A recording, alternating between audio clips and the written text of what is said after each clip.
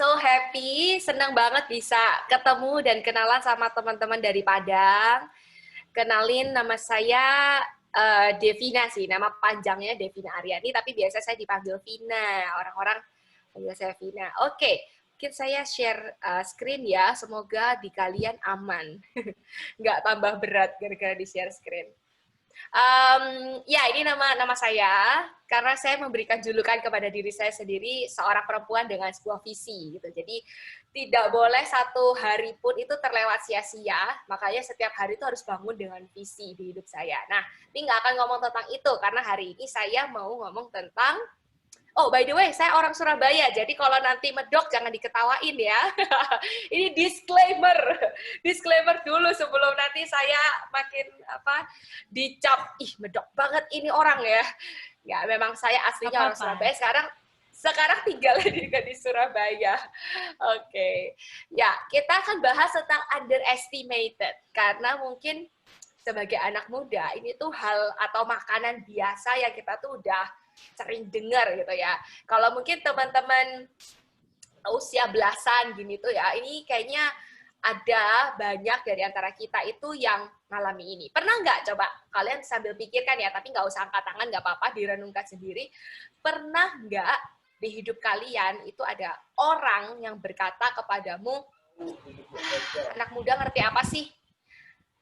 Anak muda nggak bisa apa-apalah, nggak usah peduliin, atau mungkin anak muda ini nggak bisa lah kalau disuruh-suruh ini ntar malah kacau gitu ya, atau lebih parahnya loser lah mereka ini, atau mungkin temen sendiri bahkan yang bilang payah, atau dari kecil itu udah dicap jelek gitu ya, selalu dibanding-bandingin sama saudara sendiri bahkan. Ya kalau kakaknya itu ya cantik, pinter, kalau kamu mah jelek gitu ya, atau so on gitu ya.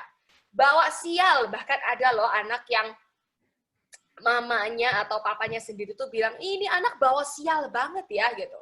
Atau mungkin bikin susah orang tua aja gitu. Atau kata-kata yang lainnya nih, bodoh lah, bikin apa lagi ya, bikin repot, bikin kalah. Kalau mungkin di tim kalau lagi pertandingan lah, atau mungkin di organisasi seperti OSIS, ada yang selalu bikin, ya gara-gara lu nih bikin kalah aja lu gitu. Atau mungkin unreliable itu artinya tidak bisa diandalkan gitu ya. Atau ya inilah pokoknya dasar ini anak selalu gagal gitu. Akhirnya setiap orang itu punya momen di mana dia itu merasa dirinya itu tidak dipandang atau underestimated, itu tadi, direndahkan, diremehkan. Tapi hari ini kakak pengen share bahwa setiap kita walaupun pernah ada satu dua kata atau bahkan kata lain yang itu sampai sekarang tuh jelek di hatimu, tuh kayak kata orang Jawa tuh jelek gitu ya. Artinya tuh sampai menusuk, sampai kamu tuh inget, dan itu kadang membuatmu jadi takut melangkah. Bisa jadi orang tuh juga akhirnya males lah, orang tuh juga ngeremehin aku gitu ya. Atau malah ada yang berkebalikannya, justru makin diremehin makin berusaha membuktikan diri. Sebenarnya apa yang salah dan bagaimana kita bisa jadi orang yang berbeda dari yang sebelumnya, bukan orang yang di underestimate, tapi orang yang bukan juga overestimated ya, tapi orang yang bisa look up to herself atau himself, melihat kepada dirinya sendiri dan berkata, saya ini muda tapi saya tidak bisa diremehkan gitu ya. Makanya saya mau kasih tahu ke teman-teman hari ini, jangan seorang pun menganggap engkau rendah karena engkau muda. Ini satu kalimat yang akan selalu saya ingat gitu ya. Ada seorang artis bukan kawakan sih ya, dia masih terkenal sampai sekarang, muda, orangnya muda sampai sekarang masih berkarya, udah go international. Suatu ketika saya minta dia untuk menuliskan sesuatu gitu ya. Jadi dia ini menginspirasi saya dari kelas 5-6 SD. Jadi begitu orang ini itu suatu hari saya punya kesempatan gitulah ya, intinya saya kenal sama dancernya. Terus saya bilang, kok mintain dong tanda tangan dia, sama minta tolong tuliskan ayat di sepatu saya. Jadi saya bawa sepatu saya, pertama kali saya punya sepatu mahal, itu sepatu itu. Terus sepatunya tuh saya bawa, saya minta dia untuk coret di sepatu saya, kasih tanda tangan gitu ya. Karena saya ngefans banget sama dia. Terus, wait, ini kayaknya ketutupan. saya minta dia tulis, dan dia tulis ini, jangan seorang pun menganggap engkau rendah karena engkau muda. Wah, ini yang jadi trademarknya orang itu. Dan artis itu adalah Agnes Mo. Mungkin kalian ada yang pernah tahu ya. Wah, happy banget saya dapat sepatu dengan tanda tangan dan kata-kata ini gitu. Jadi, waktu saya melihat, iya ya, kadang anak muda itu memang selalu diremehkan. Tapi kalian harus punya prinsip ini. Jangan seorang pun menganggap engkau rendah karena engkau muda. Lalu, gimana caranya kita nggak dianggap rendah? Karena kita itu muda. Jadilah teladan. Ini adalah satu cara terbaik. Bukan di apa ya, di counter attack gitu kan. Kalau kita main game itu kan counter attack gitu ya kan, balas dia gitu. Ini bukan pembalasan yang gimana sebenarnya. Pembalasannya yang terbaik itu sebenarnya adalah ketika kita itu menjadi teladan. Kita nggak memandang diri kita seperti apa yang dilabel orang, tapi kita sendiri bangkit dan menjadi teladan. Dalam hal apa? Pertama, itu perkataan. Ini sudah sangat common, atau common itu biasa gitu ya. Kayaknya sering lah kalau orang yang lebih tua tuh kasih tahu ke kita, mungkin orang tua atau teacher gitu ya, kasih taunya jadi contoh dong. Jadi contoh di perkataannya, jangan asal ngomong, atau mungkin jangan mesot ngomong kotor gitu ya.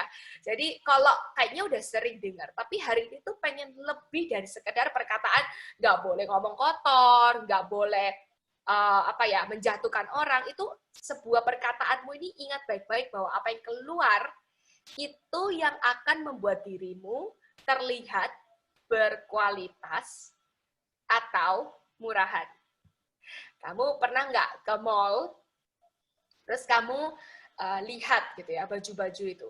Kalau fashion designer, kelihatannya bagus bajunya. Tapi begitu dia deket, dia pegang kainnya, dia coba cek jahitannya, dia bisa tahu ini barang berkualitas atau ini barang murahan. Cuman dari jahitannya doang.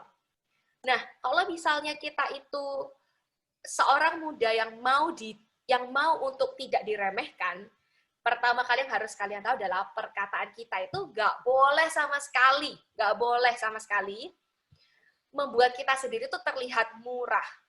Oke? Caranya gimana? Ingat baik-baik, Kak. Kayaknya ini ada di iklan, tapi saya lupa iklan apa. Mulutmu harimaumu. Ada yang pernah dengar? Iklan besar ini, kalau nggak salah iklan rokok ya, kalau nggak salah. Tapi kata-kata ini benar-benar nempel.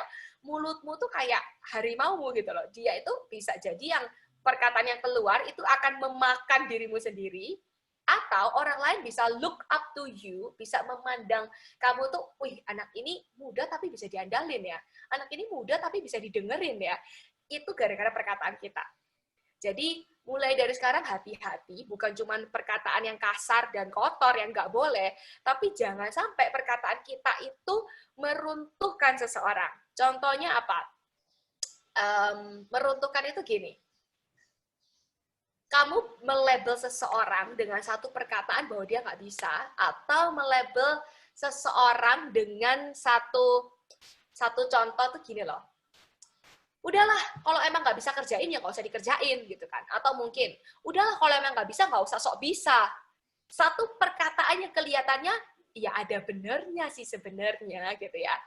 Apalagi kalau organisasi ya, rasanya tuh ada loh, selalu ada di dalam organisasi tuh orang yang lemot gitu ya, jadi lamban. Waktu ngerjain apa-apa tuh nggak bisa cepat. Mungkin kayak kita ini sebagai ketua divisinya udah pengen, aduh gitu ya, lama banget ini orang kerja nggak bisa cepat gitu. Tapi kalau kita itu menjadi orang yang bisa dipertanggungjawabkan perkataannya, kita akan susun supaya apa yang keluar itu tidak langsung des gitu ya, langsung menembus ulu hati terdalam, des, langsung kena ke orangnya. Tapi perkataan yang bisa menegur, tapi juga bisa membangun. Jadi menegurnya itu bukan ke orangnya, tapi ke perbuatannya dia. Misalnya orang tadi itu lamban gitu ya, kita tuh bisa bilang sama dia, aku percaya loh, kamu tuh bisa lakukan yang lebih baik. Coba deh lihat nih bagian ini. Ini kan jadinya begini nih, harusnya kamu bisa lebih cepat kalau kamu kerjainnya dengan cara ini. Coba lagi ya. Jadi kita mau ngasih tahu dia tuh lamban kerja di sini gitu ya, tapi kita bisa atur kata-katanya kita tuh supaya lebih baik gitu. Jadi kalau kita sendiri itu mau dianggap orang itu seseorang yang bisa di look up gitu ya, kita harus pastikan perkataan kita ini bisa mendatangkan damai atau enak di hati, itu didengarnya tuh enak. Ini baru ngomong yang seumuran. Kalau ngomong sama teacher atau ngomong sama orang tua, wah itu lebih tantangan lagi. Gimana caranya kita bisa membawa diri lewat perkataan, terus orang itu tidak merasa diruntuhkan. Tidak menegur atau kayak memojokkan seseorang, put someone in the corner, dan habis itu kayak nyalahin dia. Ya emang gara-gara dia gitu kan. No. Perkataanmu tuh harus menjadi teladan. Sehingga orang yang muda bisa look up to you, orang yang lebih tua pun, orang yang lebih dewasa dari kamu, dia juga bisa lihat, oh bisa dimengerti ini orang ya, atau bisa diandalin ini orang gara-gara perkataannya. Ada satu kata yang kemarin tiba-tiba waktu saya persiapkan ini, keinget satu kata namanya gibah. Ada yang nggak tahu nggak ya? Ini sering jadi bahan lelucon loh. Karena kalau misalnya lagi kumpul gitu ya, teman-teman hangout. Kalau sekarang sih hangoutnya nggak bisa kali ya di Zoom ini. Oh, gibah lu gitu. Kadang tuh lucu sebenarnya. Tapi ketika kita lihat lagi, ini tuh sebenarnya lagi membangun, kalau ngomong ini tuh hal yang membawa berkah apa gibah gitu ya. Ini tuh membangun atau meruntuhkan. Itu yang harus ditanyakan. Jadi perkataan kita hati-hati, jangan sampai kita itu membuat hancur karakter seseorang gara-gara kita bunuh karakternya. Bukan cuman fisik loh yang jahat. Pembunuhan itu jahat, bukan fisik doang. Tapi pembunuhan karakter itu juga jahat. Jadi kalau kita mau jadi teladan, pastikan setiap kita itu membangun hidup seseorang dengan perkataan yang bukan hanya positif, tapi perkataan yang mendatangkan damai di hidupnya orang, gitu ya. Yang kedua itu adalah tingkah laku. Ini mungkin juga sering lah ya, udah dari kecil, aduh, tolong dong, hati-hati gitu ya. Kalau mamanya mungkin ngasih tahu kita, kamu nih ya, nggak bagus itu tingkah lakunya kayak gitu, yang sopan. Nah, itu seringkali kata-katanya yang keluar itu ya, yang sopan, yang baik gitu kan.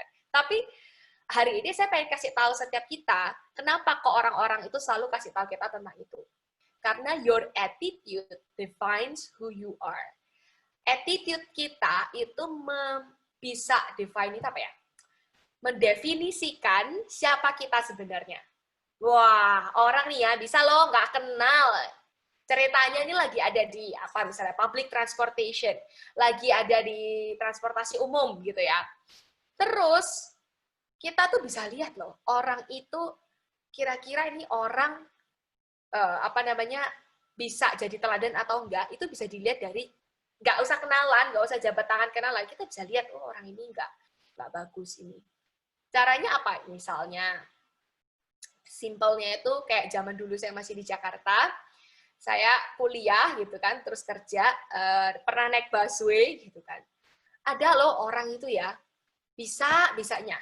Ada orang yang lebih tua gitu kan ya. Ada orang lebih tua kan biasanya dikasih tempat duduk, ya kan. Ini pura-pura tidur, karena dia nggak mau diganggu. Ya oke lah, capek sih capek gitu ya. Tapi secapek-capeknya saya, kalau saya lihat ada orang tua berdiri di depan saya, kalau saya anak muda yang bisa diandalkan, yang tidak mau diremehkan, saya akan bilang, oh Bu, duduk aja di sini gitu. Atau orang yang hamil, atau bawa anak kecil, ya pasti saya akan dulu kan. Itu perkara simpel, itu baru yang simpel. Tapi mungkin di hidup kita sehari-hari, ada banyak cara di mana menunjukkan kita tuh punya attitude atau enggak. Contoh yang paling gampang adalah cara kita itu ngomong, masih relate ya sama yang tadi perkataan. Tapi ini bukan perkataannya, tapi cara kita deliver message-nya. Misalnya kita ngomong sama orang tua.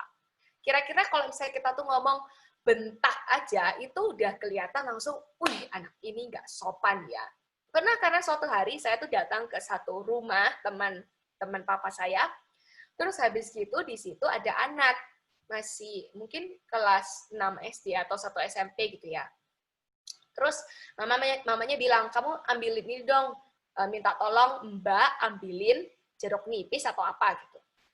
Terus itu ada tamu-tamu loh ya, bayangin ya, ada tamu-tamu orang tuanya, dia bisa gini loh, teriak, Mbak gitu. Terus habis gitu, saya yang ada di meja makan itu, saya sampai shock gitu ya. Ya ampun, saya nggak kenal anak itu, belum pernah kenalan, tapi pas saya lihat itu, langsung apa yang muncul di otak saya? anak ini nggak pernah diajarin sopan santun kah sama papa mamanya. Padahal saya nggak kenal dia. Tapi langsung mendefinisikan sesuatu di otak saya, melihat attitude dia. Jadi hati-hati sebagai seorang yang mau dipandang dewasa, itu bukan ngomong tentang umurnya, cara berpakaiannya, no. Tapi teladannya, attitude kita. Waktu kita ketemu sama orang baru, waktu kita ketemu sama orang lebih tua, it will define you. Itu akan mendefinisikan kamu. Jadi, kalau kamu mau dipandang sama orang, kamu nggak mau diremehkan sama orang, pastikan kita juga punya tingkah laku yang baik. Gitu ya. Your attitude defines who you are. Yang ketiga adalah kasih. Ini menurut saya yang terbesar dari segala sesuatunya. Dari 5 yang akan saya bagikan, kasih ini yang paling tinggi derajatnya. Karena kalau kita ngomong cinta gitu ya, love, itu orang itu bisa aja langsung berpikir kayak nafsu. Jadi itu langsung pikirannya kayak yang jelek. Padahal sebenarnya segala hal yang kita lakukan, makanya sering muncul orang bilang do everything with love gitu. Ya benar, do everything with love. Tapi landasan yang lebih bisa mendarat gitu ya, yang kita bisa langsung terapkan adalah humanizing human. Saya sering banget pakai hashtag ini karena buat saya sekarang di masa individualistis, terutama millennials, kita itu cenderung jadi orang yang mudah untuk goal-driven people gitu ya. Jadi kayak orang itu yang pokoknya goal saya tercapai, titik. Mau saya mau sikut orang, mau saya mau jegal orang, saya mau dorong orang lain, pokoknya saya nyampe goal. Hati-hati, terutama teman-teman yang ada di organisasi, orang-orang yang punya sisi leadership yang tinggi, ingat baik-baik bahwa segala hal yang kita lakukan, itu jauh lebih penting hubungan daripada hasil.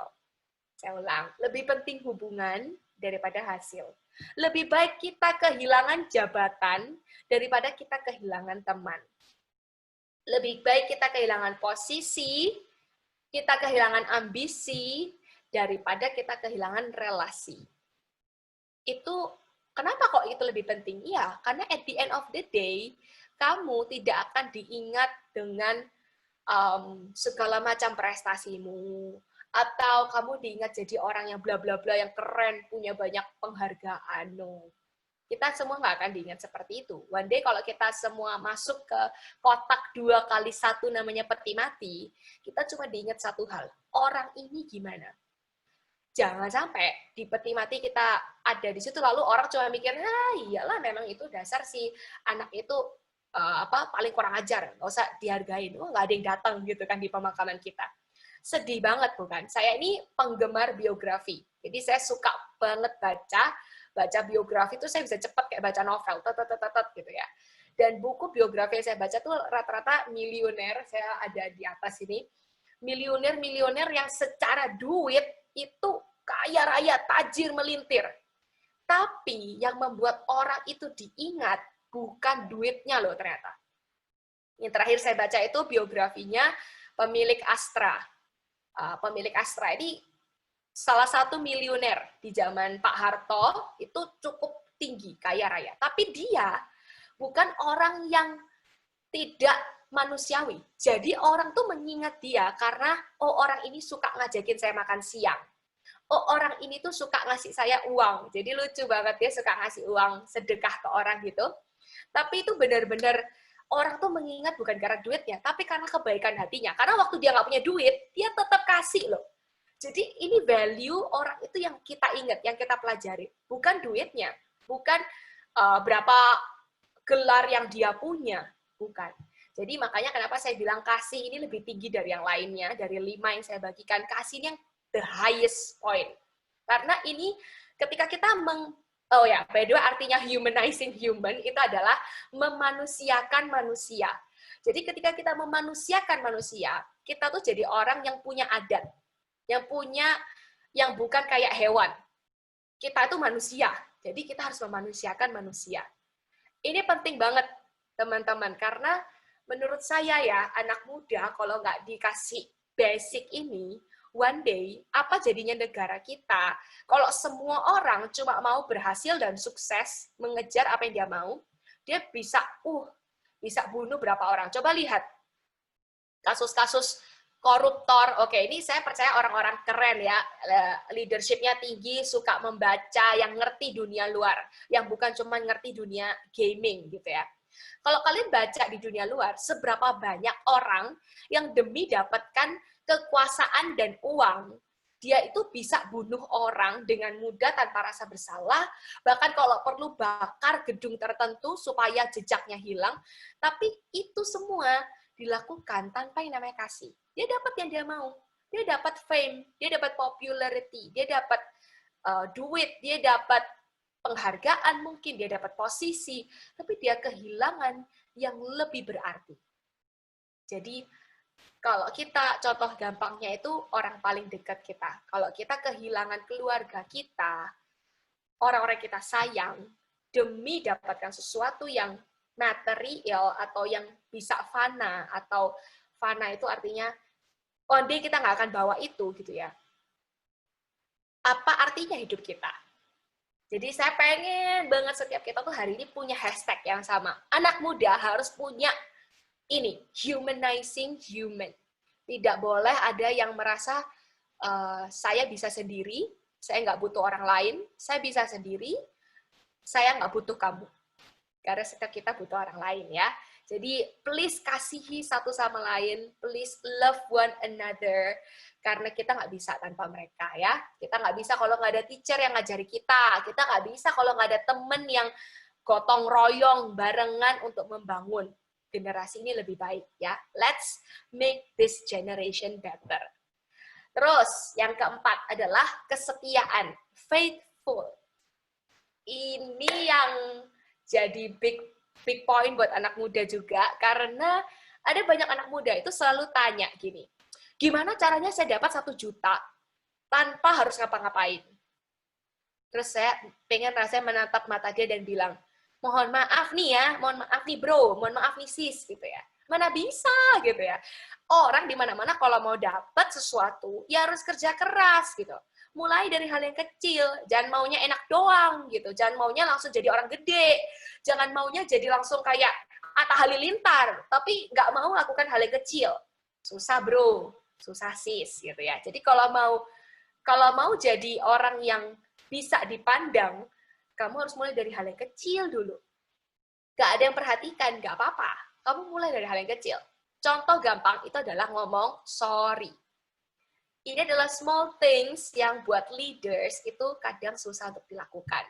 Apalagi kita tuh ngerasa, ngapain minta sorry? Dia loh ya salah.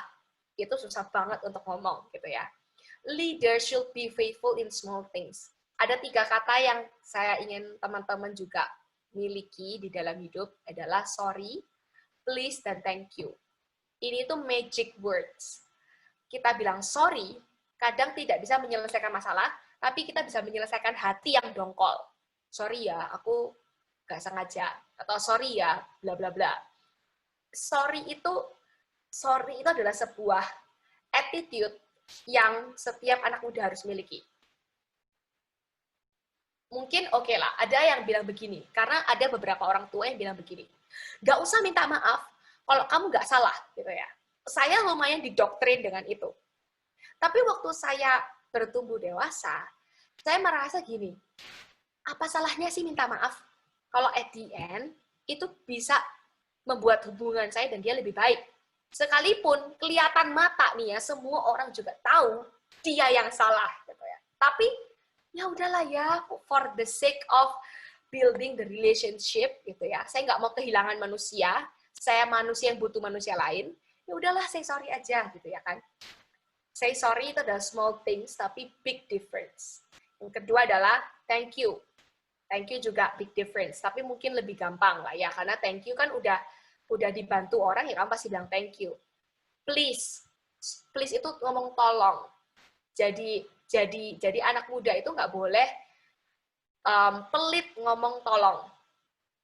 Jangan merasa muda lalu bisa melakukan semuanya. I can do this alone, gitu ya.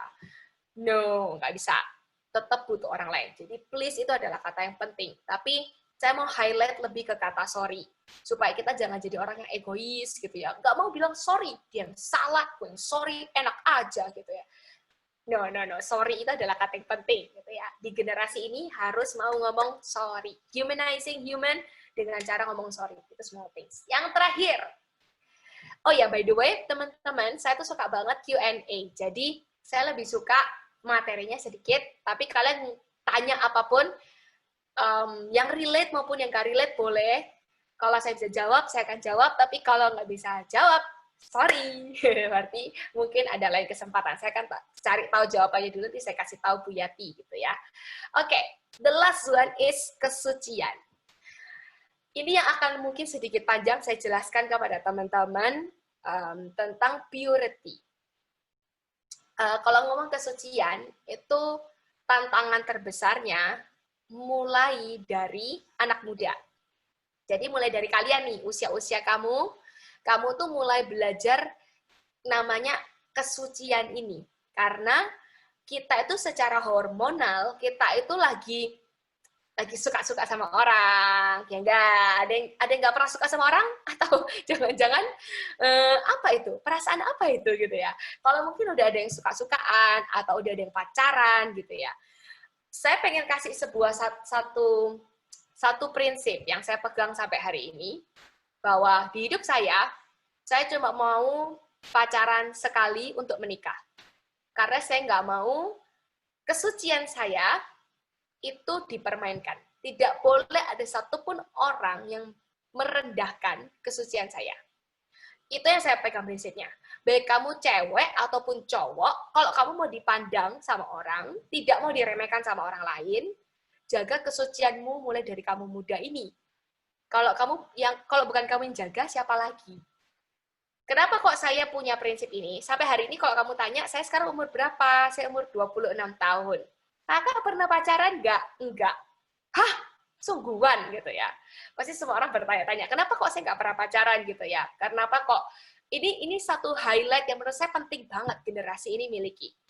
Karena kalau kita tuh main-main dengan diri kita sendiri, one day orang lain akan main-mainkan hidup kita. Kita ulang ya. Kalau kita main-main sama diri kita sendiri, one day akan ada orang yang ya udah main-main sama hidup kita. Apakah kita mau hidup kita dipermainkan? Tentu enggak. Jadi kalau nggak mau, kita nggak boleh memainkan hidup kita sendiri. Dengan cara apa? Pacaran nggak selayaknya, pacarannya nggak tahu diri gitu ya. Atau mungkin mata kita diizinkan untuk lihat hal-hal yang vulgar. Kita tahu loh kalau itu salah, itu bisa deg-degan loh. Tapi kita biarin mata kita mengonsumsi hal-hal yang merusak. Tahu apa enggak kalau pornografi itu lebih merusak daripada narkoba? Itu bukan cuman fact atau kenyataan yang orang dewasa bawakan kepada kita, tapi itu semua tuh real gitu ya. Saya itu kenapa kok sampai hari ini saya tuh selektif memilih pasangan hidup, semoga Anda juga.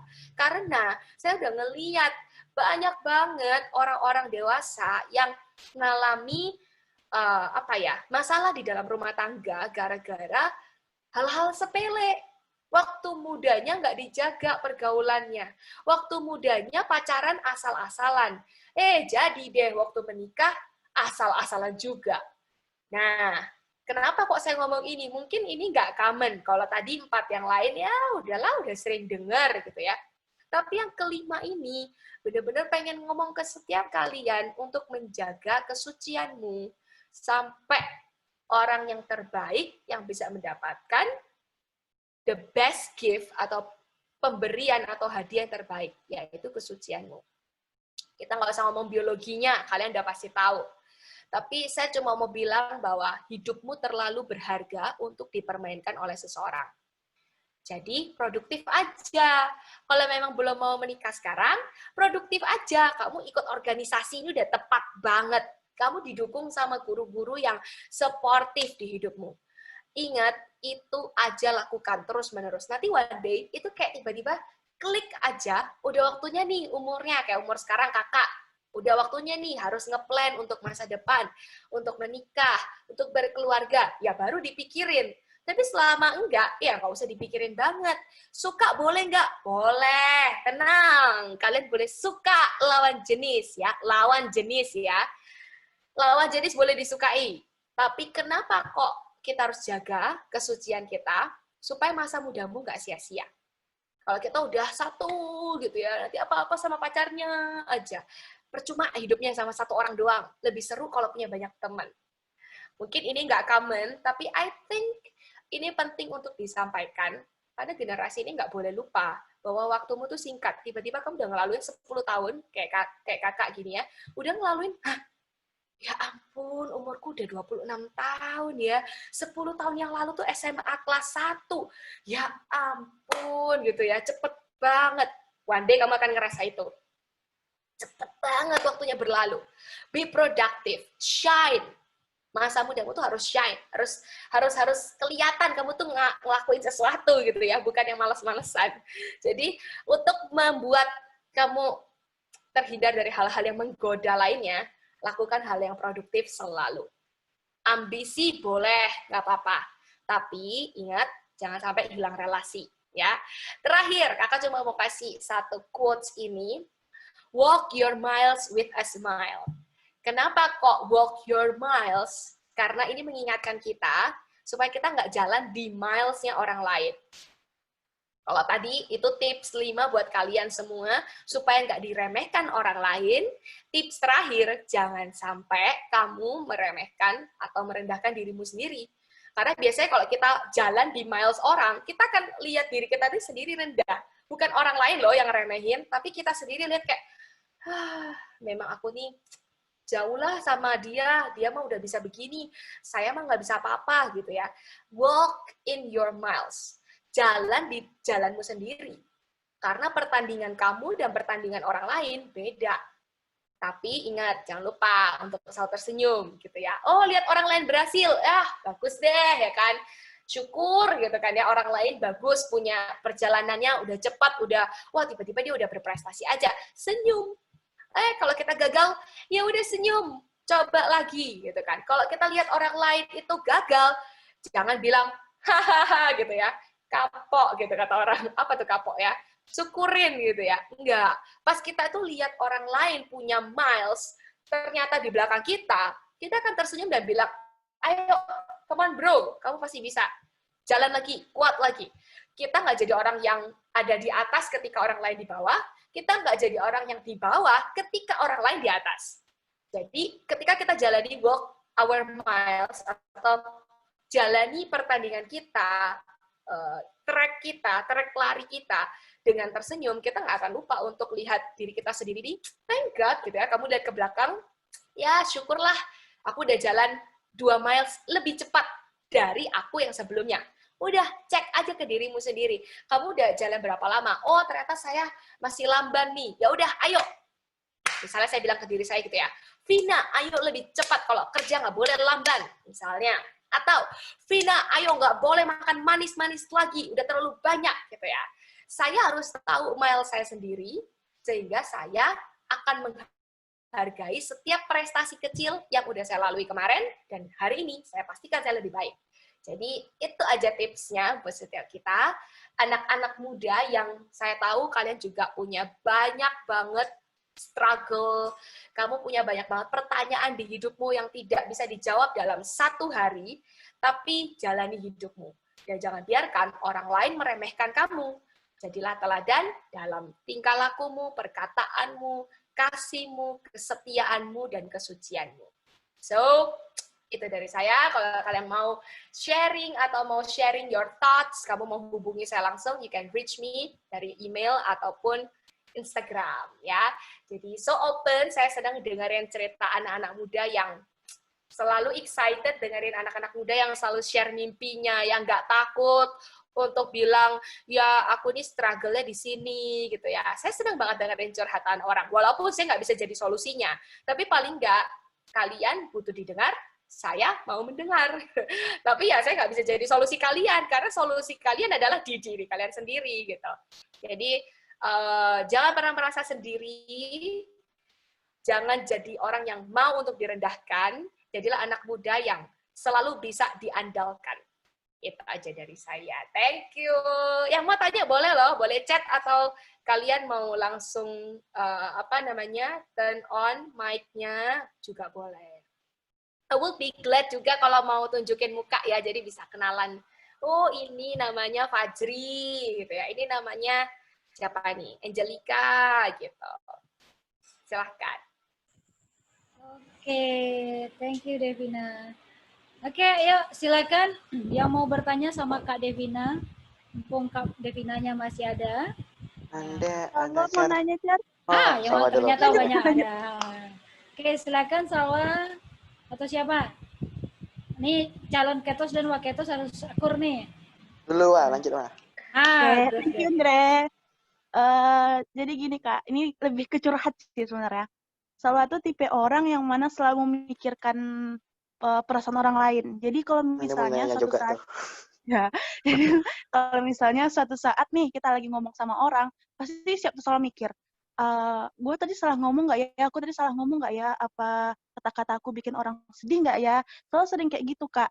Kalau menurut Kakak, gimana sih bagusnya Salwa tuh agar nggak terlalu memikirkan perasaan orang lain? Gitu, Kak. Thank you.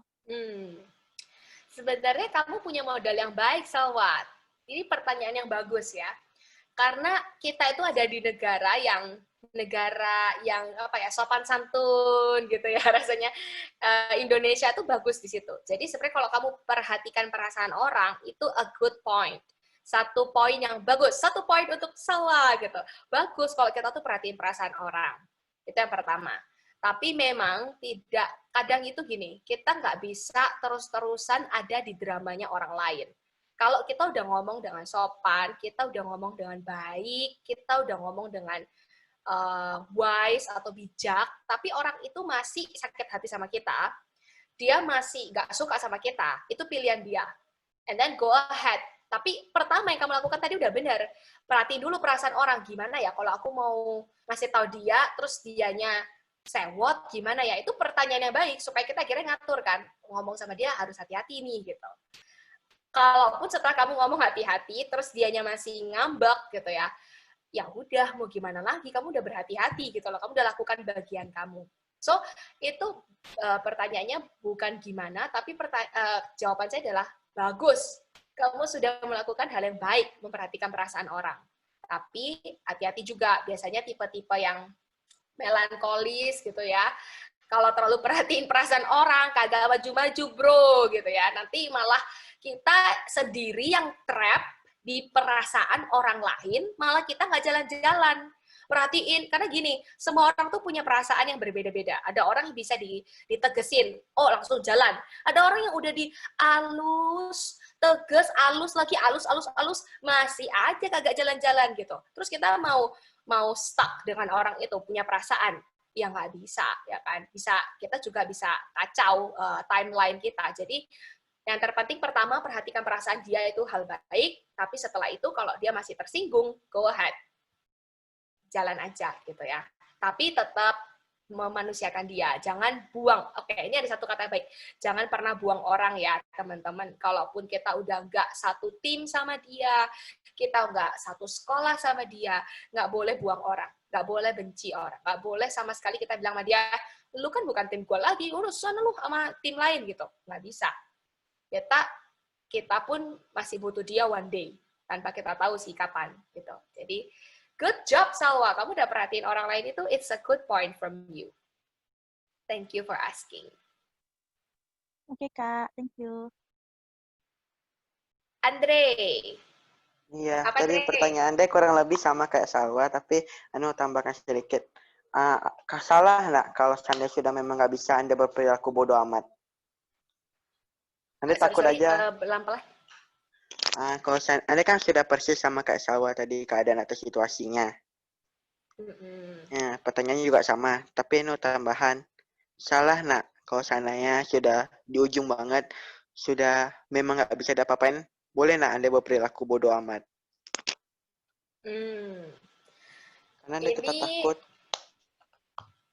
Oke, ini tricky dan super apa ya? Ini ngetrik saya nih yang jawab nih ya. Kalau saya jawab bodo amat, salah saya nanti ya kan. Kalau saya jawab nggak bodo amat, gimana juga organisasinya gitu ya. Tapi kalau menurut saya gini, ini case by case. Prinsip saya tetap yang tadi, yang humanizing human. Oke, misalnya dalam satu organisasi, ini saya punya, kamu kalau nggak bisa ceritain case-nya nggak apa-apa, Andre, tapi saya coba kasih tahu kamu case-nya seperti ini yang pernah saya alami. Ada satu orang yang misalnya toxic gitu ya, terus habis itu dia ada di organisasi ini, saya tetap mau dia berkembang, tapi dia udah dialus ya kan, udah ditepuk-tepuk, udah iya ayo gitu, ini perumpamaan ya, bukan beneran saya gituin, tapi intinya udah saya bagus-bagusin gitu ya. Tapi orangnya masih kayak gitu kan ya, nggak bisa lari gitu kan sama saya. Terus saya harus ngapain dong? Saya akan bilang, gak apa-apa, kamu coba jalan gitu ya. Ibarat saya akan bilang gitu ke dia, gak apa-apa, kamu bantu saya di hal-hal yang kecil ini, saya akan tidak buang dia, tapi saya tidak akan menunggu dia. Jadi saya akan ajak orang lain untuk bisa berlari bersama dengan saya, tanpa saya harus ke-draggy atau ketarik energi saya untuk dia. Gitu. Jadi saya bukan bilang ini bodoh amat ya ke anak ini tadi, saya nggak bilang bodoh amat lah lu nggak bisa diiniin gitu ya, enggak. Jadi saya cuma kasih tahu, oke, kalau kamu nggak bisa jalan sama saya, kamu masih selamban ini gitu ya, atau mungkin kamu masih toxic banget di organisasi ini, kita akan coba pikirkan cara lain supaya dia dapat part tetap, supaya dia merasa dia dilibatkan. Atau mungkin kita bilang, oke, nggak apa-apa, thank you ya, gitu. Nanti mungkin next time kalau pas ada lagi, kita akan kasih kamu ini, gitu, bagian yang ini, gitu. Tapi yang kali ini, aku coba ini ya, minta orang ini ya, gitu. Jadi supaya dia nggak ngerasa, langsung kayak ketolak gitu ya, langsung left behind. Tapi kita baik-baikin supaya dia nggak ngerasa dia tertolak, kita baik-baik ngomongnya, tapi kita akan jalan lebih cepat dengan orang yang ini, ya kita akan jalan lebih cepat, gitu. Jadi, jadi menjawab bodoh amatnya itu, saya nggak bilang itu langsung bodoh amat sepenuhnya, gitu loh. Tapi kita nggak mau buang dia intinya di dalam satu organisasi ini, gitu. Jadi, kalau itu caranya, itu nggak apa-apa. Jadi ini bukan antara tengah-tengah, bodo amat dan enggak. Gitu. Kalau bodo amat kan langsung tinggal aja, udah lu nggak bisa diajak, udah kita main lain gitu. Tapi kita harus pikirin perasaan dia. Pasti waktu kita ngomong sama dia itu, kita harus ngomong dengan cara apa ya? Nggak boleh sampai bodo amat sama perasaan dia, terus kita ya udah cuekin. Nggak usah masukin dia ke grup. Kalau perlu remove dia dari grup. Kasian juga coy gitu ya. Jadi ya, gimana ya, caranya harus bijak ke dia, tapi memang kalau nggak bisa jalan sama dia, ya udah go ahead dengan yang lain. Gitu. Semoga menjawab, karena case orang beda-beda ya. Ini case by case. Sampai hari ini masih belajar juga kok saya memperlakukan orang dengan orang. Menghumanizing human itu nggak gampang.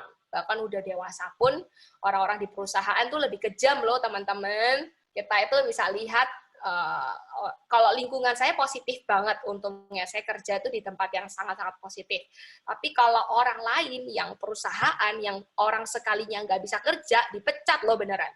Jadi kalau kita ada di organisasi, kamu dilatih untuk bisa tidak egois dengan diri sendiri, masih perhatiin perasaan orang, bagus itu. Jadi nanti kita waktu kerja di perusahaan, kita nggak akan jadi orang yang asal kick orang, langsung buang orang, langsung pecat. Ya, kalau kamu pecat orangnya dapat kerjaan cepat, kalau enggak, gitu kan. Kasihan orangnya. Jadi ini sebenarnya melatih kita punya empati juga ya, mau nggak mau. Tapi juga jangan terlalu draggy ke perasaan dia, gitu. Yes? Oh, Thank you. connection. Iya. Ada putus-putus tak tadi? Connection. Enggak. Yes, thank you Andre. Selalu Coach, sering Coach. Oke. Nabila mau nanya. Ada lagi yang mau bertanya? Nabila. Yes. Kenapa Nabila? Bagaimana cara kita menjaga relasi dengan teman kita, tapi kita harus tetap menjaga tanggung jawab kita, menjaga tanggung jawab jabatan organisasi gitu, Coach.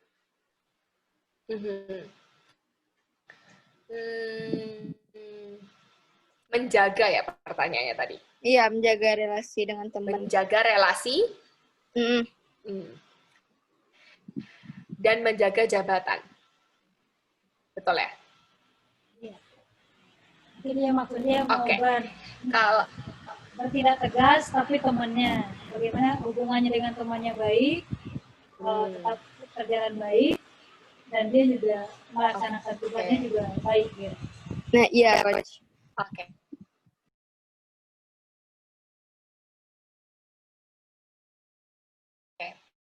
kata yang bagus yang saya pelajari 1 tahun belakangan ini adalah tadi, bisa jagain posisi kita. Karena that position is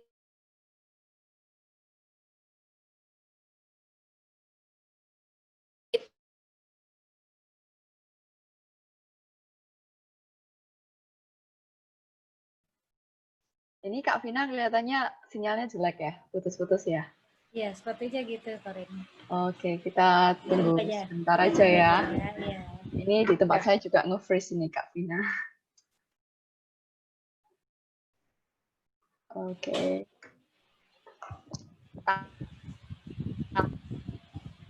Sudah berapa lama Karin sama Kak Devinanya ini? karena kita Oh, udah. Halo, Kak Vina. Putus-putus Kak Vina. ngerasa dong, oh Oke. Hostnya sekarang Nabila ya. Mungkin Kak Vinanya itu dulu. Oke. Udah kenal dari awal 2019 sih. Soalnya kan dulu waktu kecil udah pernah kenal, terus kan Kak Vina masih lanjut di Jakarta. Jadi waktu liburan aja kenal, dia balik Surabaya, habis itu dia balik Jakarta lagi. Terus sejak dia full time di Surabaya itu jadi lebih intens gitu. Kak Vina udah join lagi? Udah gabung. ya, sorry. Apa-apa. Apa kalau nggak saya nggak usah pakai video dulu sementara ya, biar stable dulu ya. Oke. Oke, kalau dari saya, prinsip saya tuh saya nggak pernah jagain posisi saya. Karena posisi itu tidaklah sesuatu yang perlu saya jaga gitu ya. Karena hubungan yang saya jaga itu akan menjaga posisi saya. Nah, itu kata-katanya. Jadi, saya cukup menjaga hubungan dengan orang, one day orang itu yang tidak akan kick saya dari posisi saya. Itu yang saya percaya. Karena percuma kita ada di posisi tertentu, tapi kita kehilangan orang-orang yang ada di samping kita gitu. Jadi makanya kalau bisa di posisi Nabila gini, benar sih, karena kan dia ketua gitu kan ya, harus dia jaga wibawa dia gitu. Tapi cara kita bisa tegas sama orang itu bisa dibangun dengan kita mengisi tabung kasih dia sama kita, tabung hubungan. Jadi coba bayangkan kamu itu di setiap orang, kamu tuh punya tabung yang namanya tabung kasih. Itu dibangun dengan cara hubungan. Nah, pas kita misalnya saya sama teman-teman di sini baru kenal nih, isi tabungnya itu masih minim semua karena kita baru kenalan, belum punya bonding, belum punya hubungan. Tentu saja kalau misalnya saya tiba-tiba tegas sama teman-teman di sini, wah, langsung kalian tidak, siapa orang ini? Remove dia. Pasti saya langsung di-kick dari tempat ini ya. Makanya ketika kita itu ada di sebuah organisasi juga, kita itu perlu bangun namanya hubungan dulu. Nggak usah bingung sama posisi kita atau apa yang harus kita lakukan gitu ya. Tapi cukup kayak tahu setiap orang. Caranya gimana bangun hubungan? Bisa kontak, bisa apalagi yang bisa kita lakukan? Bisa kontak, bisa chat, bisa telepon, bisa hangout. Ya, mungkin saya nggak tahu kalau sekarang gimana cara hangout-nya ya, tapi itu yang bisa kita lakukan supaya hubungan itu ada. Nah, setelah itu sambil berjalan kita ngomongin tugas, misalnya gara-gara kita punya project nih, kita jadi punya hubungan juga. Jadi misalnya ada project bikin apa, kita jadi punya hubungan sama orang itu karena kita ngomong intens, rapat gitu ya. Nah, yang terpenting adalah tidak selalu ngomongin yang namanya job desk. Jadi kalau kita selalu apa-apa nyari orang cuman gara-gara job desk, one day dia akan ngelihat, bosi banget nih orang gitu. Coba sekali-kali kita tuh ketanyain aja kabarnya, Hai Pipin, gimana kabarnya? Gitu. Atau mungkin kita chat Angel, terus kita bilang, Hai Angel, kamu lagi sibuk apa? Gitu kan, lagi banyak tugas apa? Misalnya gitu. Atau kita bilang ke Jocelyn, Hai Jocelyn, kamu ada yang bisa dibantu nggak? Gitu kan, kamu lagi kerjain ini nih, kamu bisa dibantu apa? Nah, itu salah satu cara kita mengisi hubungan, tabung hubungan di setiap orang. Tapi jangan sedih guys, karena kita udah baik aja, masih ada orang yang bisa salah sangka gitu ya. Kalau itu gimana? Ya udah biarin. Nah, untuk menjawab yang tadi, gimana caranya tegas tapi tidak kehilangan wibawa kita sebagai seorang pemimpin gitu ya, atau posisi kita sebagai seorang pemimpin gitu tadi katanya. Pertama pertama, kalau tabung hubungan itu sudah ada, sudah terisi dengan baik, maintain hubungannya ini baik, kita mau tegas gimana pun, itu orang nggak mungkin akan sakit hati sama kita. Nggak mungkin sebenarnya ya. Kalau kita hubungan udah baik sama dia, kita mau tegas, kayak kita sama teman kita deh, gitu ya. Kita punya sahabat, hubungan kita udah baik banget. Terus kita mau ngomong, aduh baju kamu hari ini nggak cocok. Dia nggak akan tersinggung. Atau kita bilang, aduh kamu nih ya kok kurang ajar sama orang tua, baikkan dikit dong ngomongnya. Dia nggak akan tersinggung. Pertama, hubungan harus udah ada. Jadi kita tegas ke orang itu, dia nggak ngerasa, wah kayaknya langsung sakitnya tuh di sini gitu ya. Dia nggak akan ngerasa itu. Tapi pertama hubungan, kedua cara penyampaian, ketiga tidak memojokkan dia. Jadi pertama harus ada hubungan dulu. Sebagai pemimpin, bangun dulu hubungannya. Kedua, kalau kita udah ngomong baik-baik, itu udah pastilah ya, kalian juga pasti udah ngomong baik-baik, perhatikan perasaan dia itu tadi. Ketiga, jangan ngomong di depan banyak orang. Jadi misalnya kita mau tegur dia, mau tegas sama satu orang, wah nyolot nih ya kan, di rapat dia nyolot. Atau nyolot itu apa? Kayak memaksakan kehendak dia gitu misalnya. Dia pokoknya ngotot, mau ini gitu kan. Terus kita, padahal kita nih leadernya, kita kan baik-baik sama dia gini, oh thank you ya, sebenarnya usulan yang bagus loh, misalnya si A gitu ya, usulan yang bagus si A gitu, thank you banget udah usul. Nanti kita akan pikirkan ya, ceritanya kita mau nolak nih ya, atau misalnya kita nggak mau lah intinya, duh jangan deh itu terlalu beresiko, misalnya usulnya dia. Oh thank you ya gitu, usulnya keren sih, kayak new idea juga ya, tapi mungkin gak apa-apa, kita nanti akan coba diskusikan. Nanti aku coba sharing ke teacher Windy gitu ya. Nanti biar kita diskusikan apakah bisa. Jadi ada break dulu. Nggak harus semua langsung kayak diputusin. Nggak bisa, usul kamu tuh bermasalah. Usul kamu itu, atau mungkin nggak bisa. Aduh, kamu tuh kok orangnya selalu ini ya, ngotot ya. Oh, apalagi kita bilang gitu. Langsung dari tabung hubungan yang tadi cuma separuh itu, jerep langsung hilang udah. Nggak ada trust lagi di hubungan kalian. Gitu. Jadi, itu caranya. Pertama harus udah ada bangun hubungan. Jadi kalau kita tegas pun kita ngomong dengan baik. Ketiga tadi tidak memojokkan dia. Jadi nggak tegur dia di satu kelompok gitu ya. Tapi one on one masih bisa. Misalnya ajak ketemu atau ajak telepon gitu. Kayak bilang, thank you ya, kamu tadi udah usul loh, udah put in mind apa yang kita lagi sharingin, apa yang kita lagi bicarain gitu. Tapi ini dong, paling ini aja sih. Kalau misalnya bisa ini, pas lagi usul itu nggak apa-apa, misalnya pakai cara yang lebih baik. Jadi kita juga nggak deg-degan nih, gara-gara kamu emosi kan kita jadi takut nih, sambil senyum ngomongnya. Walaupun di telepon kan kedengeran kan tone-nya. Nanti nggak apa-apa, aku thank you banget loh ya. Jadi sandwich. Oh ya, ada satu kata bagus, sandwich. Jadi puji dulu apa yang dia udah lakukan, tegas ke dia, dan habis itu puji lagi. Gitu. Jadi itu sandwich teori, kalau kita mau tegur orang ya. By the way, tegas itu harus dengan kasih. Kalau kita itu tegas, tapi kita marah, dongkol, dalam hati kita tuh nggak suka sama orang itu, pasti kelihatan. Tapi kalau kita negur dia dengan kasih, enak nih ngomongnya baik-baik. Nah, itu pasti orang tuh juga bisa ngerti. Oh, orang ini negur saya, bukan karena benci sama saya, tapi karena dia mau saya lebih baik. Itu pasti kelihatan. Gitu ya. Aku pengen banget kamu jadi lebih baik, kan kita juga udah temenan kan, kita jadi satu tim, pasti lebih enak kalau kamu ngomongnya kayak gini, gitu. Jadi, ya lebih enak sih, deliver message-nya, dan dia menerima juga lebih enak. Gitu. Semoga menjawab ya, Nabila. Saya tahu posisi pemimpin itu tidak mudah. Apalagi Nabila ini, karena pemimpin itu nggak enak loh, teman-teman. One day setiap kita itu paling nggak adalah pemimpin di hidup seseorang. Atau pemimpin di hidup kita sendiri. Dan itu nggak enak. Mimpin orang itu selalu disalahpahamin. Yang benar dijadiin salah, yang salah masih aja dijelek-jelekin. Gitu ya. Jadi nggak apa-apa, nggak perlu sedih kalau digituin sama orang, difitnah sama orang, nggak usah sedih. Nggak usah sedih. Tunjukkan dengan teladan kamu, orang tuh pasti ketutup kok. Nanti lama-lama, ya mungkin nggak bisa dalam waktu 1 bulan, 2 bulan, tapi lama-lama dia akan lihat, oh orang ini ternyata oke ya, gitu. Maksudnya dia nggak jelekin aku balik, walaupun aku sudah jelek-jelekin dia. Nah, itu. Oke, Coach. Thank you. Ya, semoga menjawab ya, teman-teman. Roxanne, ada yang Ayo, kata. ayo, siapa yang mau bertanya? Ayo, Roxanne salah pencet apa memang mau tanya?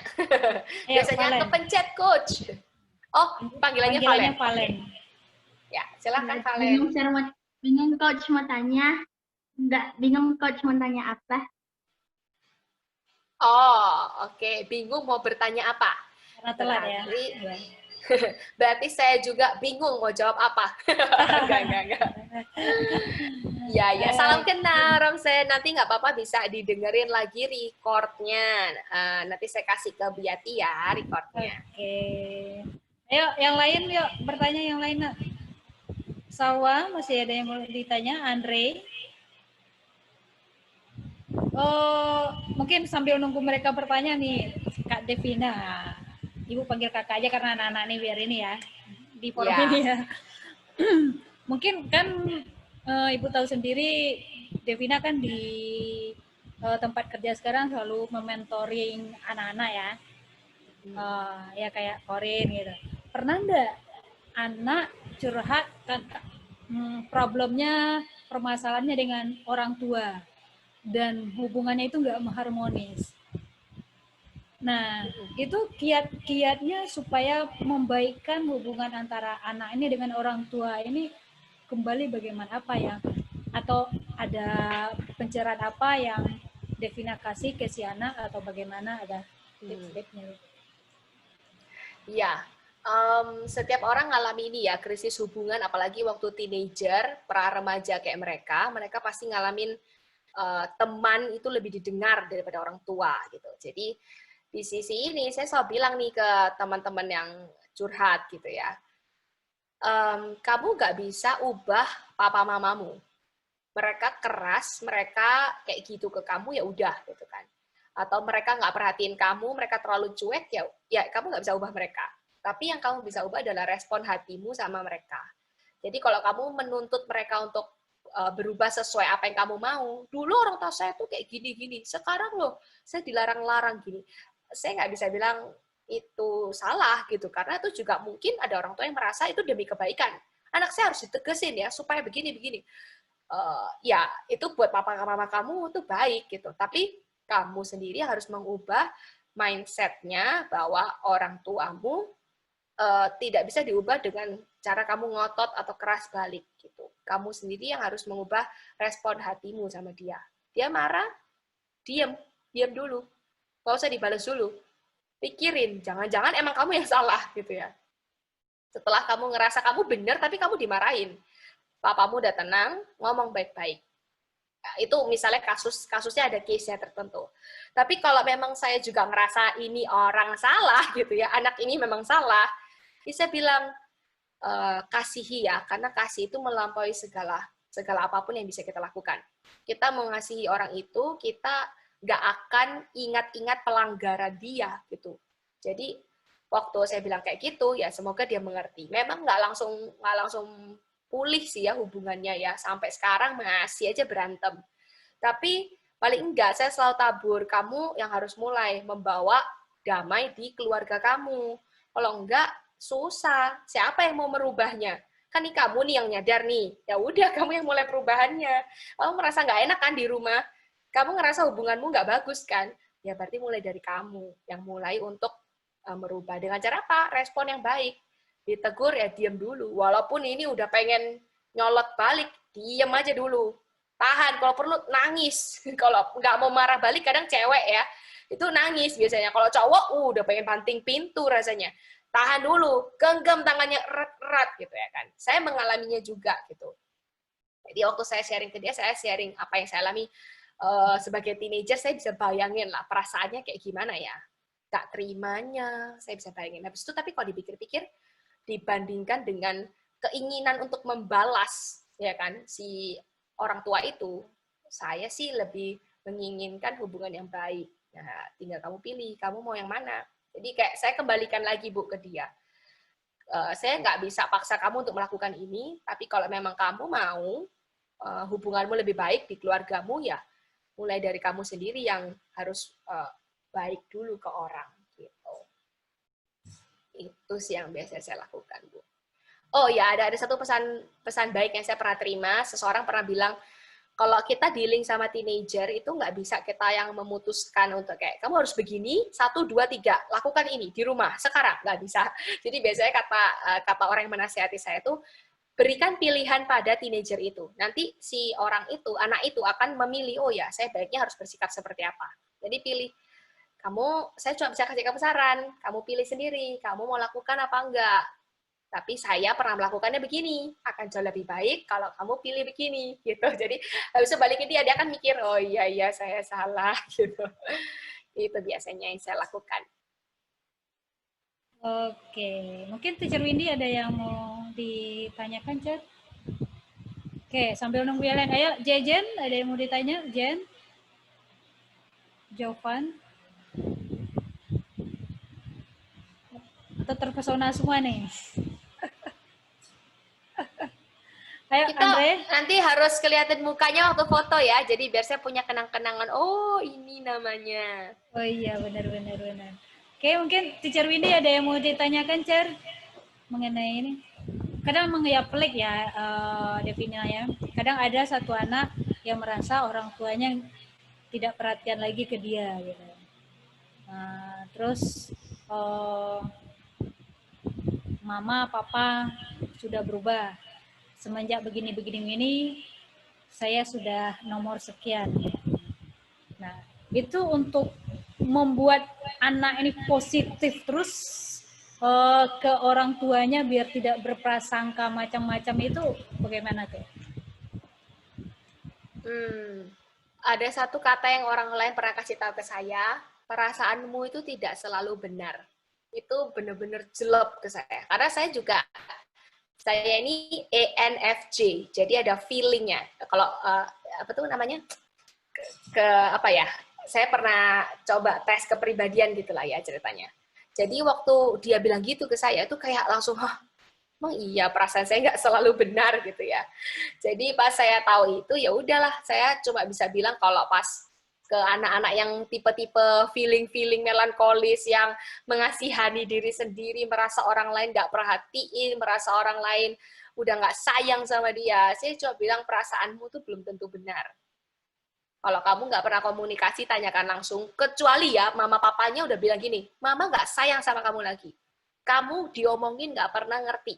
Lebih baik kamu nggak usah, wah kalau udah ngomong kayak gitu, oke, kamu harus mundur perlahan, supaya tahu kenapa kok mamamu marah kayak gitu. Jadi, case by case, saya pastikan dulu kalau itu hanya perasaan dia, saya akan bilang perasaanmu belum tentu benar. Kalau memang sudah terjadi, memang demikian kenyataannya, misalnya ada terjadi masalah di rumah tangganya, ya saya akan bilang kita nggak bisa lakukan apapun kecuali berdoa dan menabur kasih. Ya udah itu aja.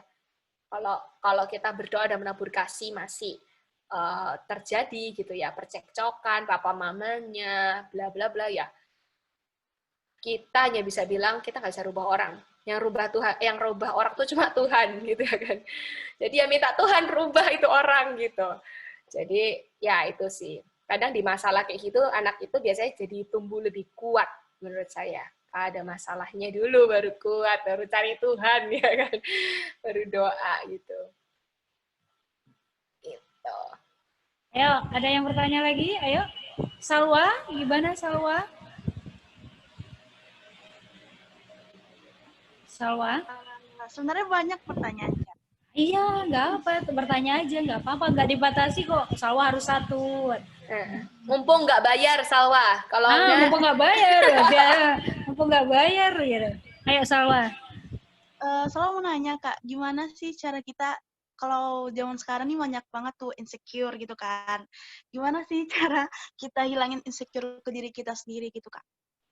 Ini topik yang saya suka. Insecure, ubah insecure jadi bersyukur. Oke, saya itu orang yang sangat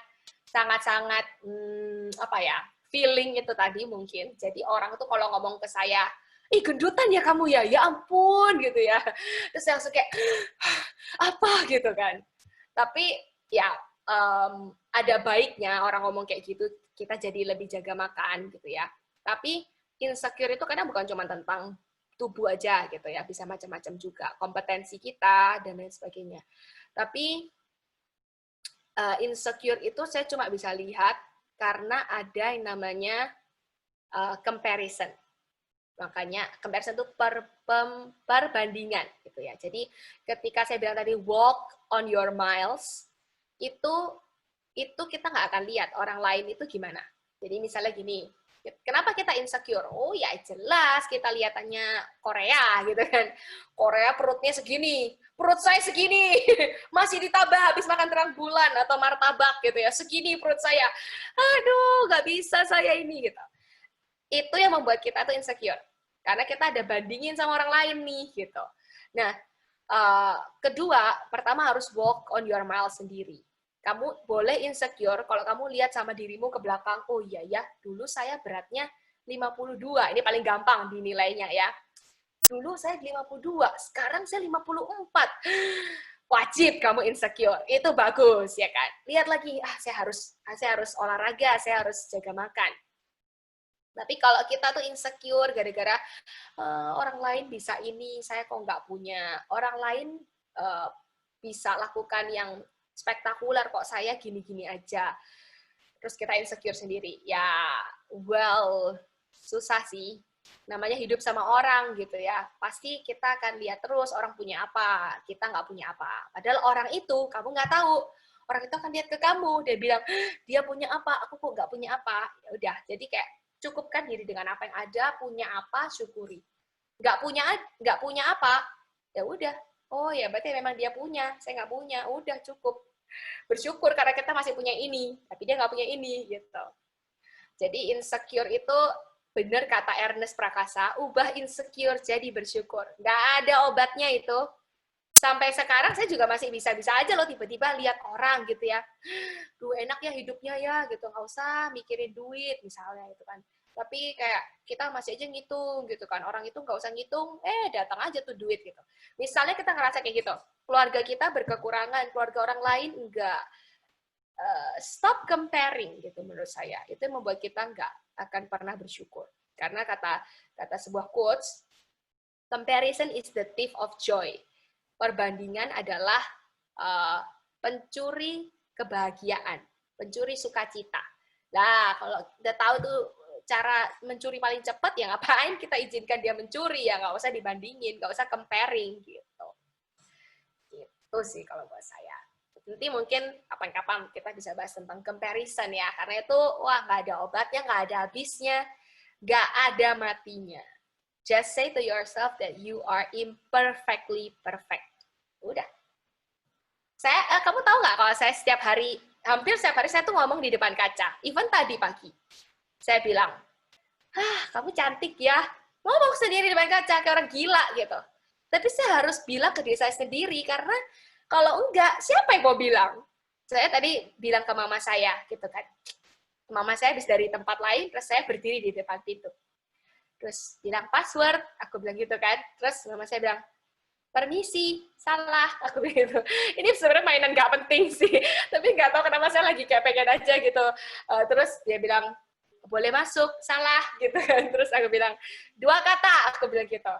Ya kalau nggak dikasih tahu passwordnya, mana bisa masuk, kata mama saya kan. Terus saya bilang, 2 kata, ada Vina-nya di depan, gitu kan. Terus mama saya bilang, Vina cantik, masuk, langsung saya gitu. Terus saya kasih mama saya masuk. Jadi sebenarnya yang bisa membuat kita itu merasa bersyukur dengan hidup kita, kita sendiri. Itu kamu lihat nggak ada kaca di belakang sana. Itu tempat saya ngomong sama diri saya sendiri setiap pagi. Kamu cantik ya hari ini. Kamu lakukan hal yang terbaik loh hari ini. Kayak kemarin saya habis makan pagi, orang tua saya habis pergi keluar kota seminggu ini.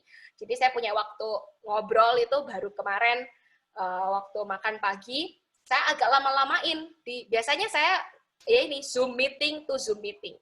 Terus saya datang malam, saya bilang, wah, thank God gitu ya, bersyukur ya, puji Tuhan hari ini masih bisa ngobrol sama papa mama lebih lama di meja makan gitu. Biasanya makan di sini di depan laptop sambil meeting gitu.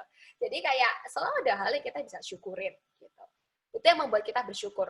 Walaupun orang tua saya bukan yang tipe sweet, orang tua itu loh bisa baik sama anaknya, tapi saya orang tuanya enggak gitu. Ya mau gimana orang tua saya mau kayak gitu ya. Saya akan mulai sweet. Panggil papa. Even tadi pagi saya juga panggil papa. Nggak disautin. Ya udah gitu. Kan saya udah lakukan bagian saya untuk untuk selalu baik ke orang gitu. Itu sih. Jadi jawabannya untuk insecure nggak ada, karena cuman bisa dijawab dengan bersyukur. Oke. Masih ada Salwa? Katanya tadi banyak stop pertanyaannya.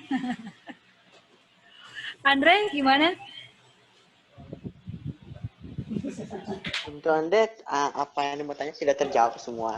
Oh, sudah terjawab semua. Keren, keren, keren, keren. Atau Teacher Windy, ada yang mau ditanyakan nggak? Nah, gini, Devina. Dan kita tahu sendiri kan, ya media sosial sekarang, kita tahu ya, yang viral itu kan banyak yang ya tanda kutip lah. Itu cara mereka membentenginya bagaimana tuh, Devina? Pertama, saya selalu arahkan ke Tuhan. Karena mata orang tua aja nggak bisa awasin 24 jam anaknya gitu ya. Jadi kalau kamu masih ingat sila pertama, ketuhanan yang Maha Esa, ya udah, harusnya kamu cukup punya integritas untuk bisa memilih mana yang benar, mana yang enggak gitu. Tidak semua yang baik itu benar. Tidak semua yang baik itu benar tuh membuat saya jadi kayak lebih filter sih. Tapi kalau kita tahu yang benar pasti baik, ya udah kita tinggal lihat yang benar tuh sesuai apa gitu ya. Kalau saya pribadi ya saya look up-nya ke Alkitab gitu ya. Kalau teman-teman yang muslim ya lihat nilai kamu apa gitu. Kalau di Al-Qur'an ajarin ini itu yang benar ya kamu lakukan yang benar gitu. Jadi buat saya tidak ada yang bisa awasin kamu, balik lagi integritas masing-masing. Kalau kamu nggak mau direndahkan sama orang, ya please be honest, jadi jujur ke dirimu sendiri. Kalau pas lagi sendirian, kamu yang harus bisa filterin gitu. Karena nggak bisa teacher kamu aja berapa jam ya Bu, ya 1 minggu berapa jam doang ketemunya. Lagi online pula sekarang. Nggak bisa ngawasin gitu. Kamu yang tahu, ini makanan baik nggak? Kamu mau isi otak kamu sama sampah atau sama berlian? Kalau kamu mau isi sama berlian, ya kamu jadi orang yang bersinar. Tapi kalau isinya sama sampah, ya bau. One day orang bisa cium, nggak ada isinya nih otaknya, gitu. Kasarannya nih ya. Kayak ini nggak ada, omongannya tuh nggak berbobot gitu loh. Itu bisa kelihatan. Kalau anak muda mau dipandang kan dari perkataan tadi kan, teladannya harus dari perkataan. Nah, gimana kita bisa ngomong yang baik kalau kita ngisinya aja sama yang nggak baik gitu. Jadi isi pikirannya sama yang baik supaya kita juga jadi lebih baik. Oke, betul. Oke, boleh mengidolakan ya Devinanya, tapi disaring ya. Mana yang betul. Harus kita konsumsi, mana yang enggak. Teacher Windy, tadi pertanyaan ada udah siap kan? Oke. Nah, jadi kalau untuk secara garis besar sebenarnya udah terjawab ya beberapa pertanyaan yang udah Kak Vina sampaikan tadi, itu udah merangkup luar biasa sebenarnya. Nah, namun gini Kak, kalau boleh kasih tips buat anak-anak atau adik-adik kita yang di sini nih ya. Biasanya gini, kebetulan Kak Vina Ciriwindi ini kan guru BK ya. Selain pembina, Ciriwindi juga guru BK. Nah, biasanya kita di sekolah itu menampung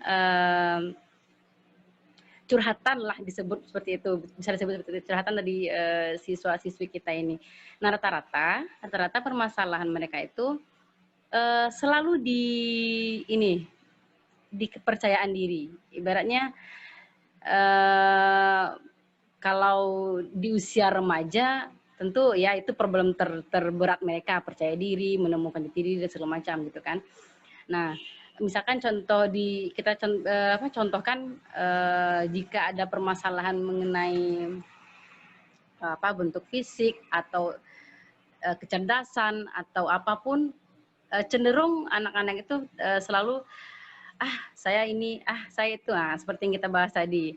Nah, jadi entah kenapa membangun pikiran positif di anak-anak kita ini yang agak sulit gitu, memotivasi dan membangun pikiran positif pada siswa ini yang agak sulit gitu. Padahal motivasi seperti apa, kemudian pemberian contoh kasus yang dapat motivasinya segala macam sudah ini kan. Nah, namun masih ada pikiran-pikiran negatif yang saya beginilah, saya nggak mana bisa, saya ini, saya begini ya begitu. Nah, masih ada keluhan-keluhan yang masih belum pede dengan dirinya karena adanya pikir stigma negatif terhadap dirinya tersebut begitu. Nah, kira-kira Kak Vina punya tips yang buat adik-adik kita gimana caranya biar bisa Kak? Enggak. Oke. Bagaimana caranya bisa berpikir positif terhadap dirinya, kemudian tidak adalah stigma-stigma negatif yang nanti ujung-ujungnya pesimis begitu. Begitu Kak Vina. Thank you. Ini pertanyaan yang bagus juga. Saya suka dua hal ini, insecurity sama self-confidence itu my thing. Apa ya? Ya, so me lah. Karena saya terlahir cacat, tapi cantik. Oh, selalu ada kata cantik di belakangnya ya. Jadi kalau ngomong-ngomong self-confidence, saya tuh bersyukur karena kedua orang tua saya bukan orang yang menjatuhkan. Jadi mereka selalu memperkatakan yang positif ke hidup saya. Nah, tapi masalahnya tidak semua orang di dunia ini positif. Jadi banyak juga yang menjatuhkan saya. Bukan orang tua, tapi orang lain gitu. Dan itu sama-sama matters-nya. Nah, lalu caranya supaya saya biar confidence gimana? Pertama adalah saya lumayan bertuhan orangnya. Jadi saya akan selalu bilang, temukan kepercayaan dirimu ya di dalam Tuhan. Akan jauh lebih penting apa yang Tuhan katakan tentang dirimu daripada apa yang dunia katakan tentangmu. Saya tuh orangnya dulu sangat membandingkan diri saya dengan orang lain. Saya punya teman, dia pernah bilang, itu keren tuh jasnya Zara. Harganya itu 1 juta. Saya, demi memuaskan kata-kata teman saya bisa minta papa saya beliin itu jas. Saya masih punya jasnya sampai sekarang. Jadi itu jas berkenang sekali ke saya. Kenapa kok bisa kayak gitu? Cuma supaya membuktikan. Jadi hari itu saya pakai jas itu dengan pedenya di depan dia. Terus dia langsung notice kan. Dia langsung kayak ngeliat, itu jas yang mahal kemarin dia gitu. Terus saya kayak gitu. Cuman menunjukkan. Padahal sebenarnya saya nggak perlu lakukan itu. Itu saya, tipikal saya kayak gitu. Jadi kayak orang yang membandingkan dirinya dengan orang lain, that was me, itu saya. Jadi saya ini terlahir cacat karena jempol saya itu nggak ada 10, tapi ada 11. Saya punya 11, jadi ada anakan jempol di sini. Kalau kalian lihat jempol saya beda kanan sama kiri. Nah, saya nggak pernah sharing ini ke orang sih waktu itu dulu ya. Sampai akhirnya saya pernah ngepost sesuatu di IG saya. Surprisingly, itu likes-nya banyak banget, comments-nya banyak. Terus saya mikir gini, sebenarnya dunia ini itu nggak perlu orang yang sempurna. Justru dunia ini sekarang itu sangat-sangat menghargai ketidaksempurnaan. Orang yang berani nunjukin ketidaksempurnaannya dan masih berani jadi dirinya, itu lebih diapresiasi daripada orang yang iyalah, jelas dia bisa terkenal, orang cantik, orang kaya misalnya. Tapi orang yang bisa mengakui kelemahannya, itu jauh lebih dihargai sebenarnya. Jadi jangan takut sama kelemahanmu. Setiap orang tuh lahir ada kelemahan, ada kelebihannya. Gimana caranya kita bisa percaya diri? Cek, kamu punya kelebihan apa ya? Oh, saya ini kelebihannya nulis. Oke, ya udah. Kembangnya di nulisnya. Orangnya nggak perlu tahu kelemahanmu apa, cukup kembangin kelebihanmu aja, orang tuh bisa amazed, keren ya ampun. Sekarang saya bilang kayak gini, misalnya saya dipuji orang tulisannya bagus ya, orang itu belum tahu saya punya kelemahan apa, tapi perlu nggak orang tahu kelemahanmu? Nggak perlu juga, nggak usah ditunjukin kalau memang nggak perlu. Hari ini saya tunjukin supaya kalian tahu bahwa saya juga nggak sempurna, saya masih punya kelemahan. Saya masih berusaha untuk menahan amarah, saya harus berusaha untuk jaga diri saya, gitu ya kan, supaya tidak emosional. Saya punya kelemahan, teman-teman. Tapi kenapa saya bisa confidence menyampaikan semuanya seakan-akan saya yang paling sempurna? Kenapa? Karena setiap hari saya membiasakan diri untuk ngomong ke diri saya, you are perfectly and wonderfully made. You are beautiful, you are pretty, you are capable. Kamu orang yang bisa diandalkan, kamu cantik, kamu berharga, kamu diciptakan sempurna, saya selalu ngomong itu. Kenapa? Kalau bukan saya, siapa lagi? Jadi ya harus saya yang ngomong gitu loh. Karena saya yang tahu kelebihan dan kelemahan saya. Iya, betul, Jadi betul. supaya saya merasa confidence dengan diri saya, ya oke lah dengerin motivasi video itu oke. Saya juga suka. Baca buku, oke. Tapi nggak bisa itu mengubah kita, sejujurnya. Yang bisa mengubah siapa? Kita. Habis kita tahu, dapat knowledge-nya, kita lakukan. Ngomong sama dirimu sendiri. Talk to yourself. Jadi, itu yang saya lakukan. Lahir dengan 11 jari tangan. Ini yang saya sharing ya di Instagram saya. Banyak orang anggap sebagai sebuah keanehan. Tetapi gadis itu melihatnya sebagai sebuah kelebihan. That's not me. Karena saya nganggap itu kelemahan. Jadi waktu saya bilang tulis di sini, ini saya udah totally fine ya. Saya bilang itu sebuah kelebihan. Karena apa? Karena kalian nggak punya 11, saya punya. Jadi tinggal caranya aja. Oh, orang lain nganggapnya itu lemah gitu kan. Oh, cacat lu gitu kan. Gue punya, lu kagak punya. Berarti siapa yang lebih hebat? Gue gitu kan. Jadi cara perspektifnya dipindah. Kenapa Devina bisa begitu percaya diri? Because she's talking to herself confidently. Karena dia berkata kepada dirinya sendiri dengan percaya diri. Hanya segelintir orang yang pernah melihat gadis itu bicara pada cermin setiap pagi dan berkata, kamu cantik. And that works. Itu berhasil. TK, saya dipanggil sama guru saya. Mohon maaf nih guru-guru di sini ya. Kayaknya nggak ada lah di sini ya. Itu guru saya dulu TK. Woi, Mak Lampir datang, gitu katanya coba. Bayangin anak kecil, woi, dipanggil Mak Lampir sama gurunya sendiri, orang yang kita look up to. Waktu kecil kita look up siapa? Mau jadi apa? Guru, ya kan? Dipanggil Mak Lampir, ya kan? SD dipanggil temen saya, cebol. Jadi makanan saya dulu SD itu cebol, puntet, pendek, kurcaci, itu udah semuanya udah masuk ke saya. Jadi saya ini minder juga sebenarnya sama diri saya yang pendek gitu kan. Terus tak lantas membuat SMP, SMA jadi minder. Malah saya semakin menjadi-jadi. Kenapa? Karena your words matter a lot to yourself. Perkataanmu itu berbicara banyak di hidup kamu. Never underestimate. Nah, ini mungkin lebih cocok sama yang terakhir ya, quote saya tadi. Never underestimate what you are saying to yourself. Kalau kamu nggak mau dipandang rendah sama orang lain, jangan pandang dirimu sendiri rendah. For all women out there, you are precious and pretty. Di sini ada cowok. Buat kamu cowok, kamu orang yang berharga. Kamu juga cewek gitu. Jadi kalau kamu merasa dirimu sendiri itu tidak berharga, tidak bisa apa-apa, nggak percaya diri lakukan ini dan itu, lihat kelebihanmu, senyum, tatap dirimu sendiri, bilang, kamu bisa.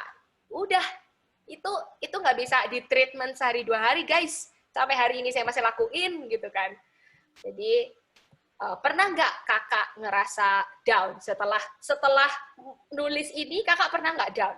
Pernah. Terus ngapain kak? Ngomong lagi sama dirinya. Kamu diciptakan Tuhan berharga. Tidak ada orang seperti Vina di dunia ini. Cuma ada satu Vina. Saya. Vina Panduwinata pun nggak kayak saya. Jadi ya udah, saya senang menjadi diri saya. Saya ngomong gitu kan. Saya tuh suka banget ngomong ke diri sendiri soalnya. Jadi bisa dicoba ya teman-teman yang ngerasa, aduh, lack of self confidence, kurang percaya diri. Ya udah ngomong diri sendiri.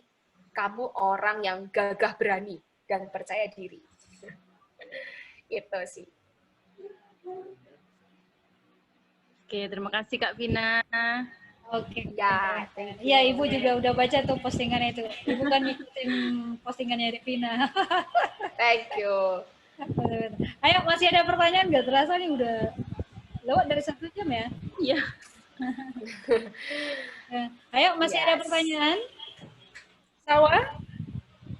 Ini biasanya nih Kalau Sawa nih. enggak, Kalau enggak nih, kemana mereka bisa bertanya sama Devina?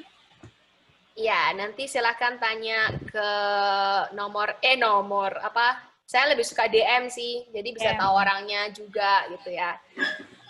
DM atau email saya juga boleh. Oke.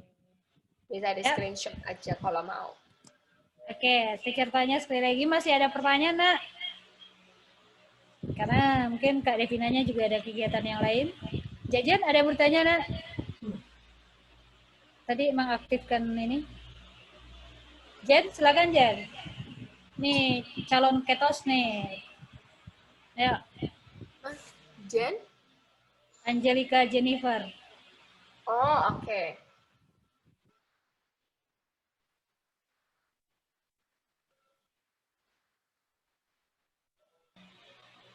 Oke, Jen, silakan Jen.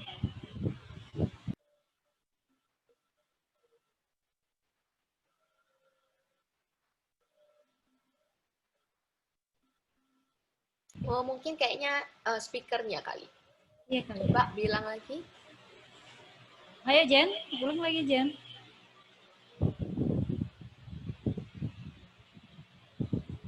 Atau lewat chat juga boleh kalau nggak bisa speakernya.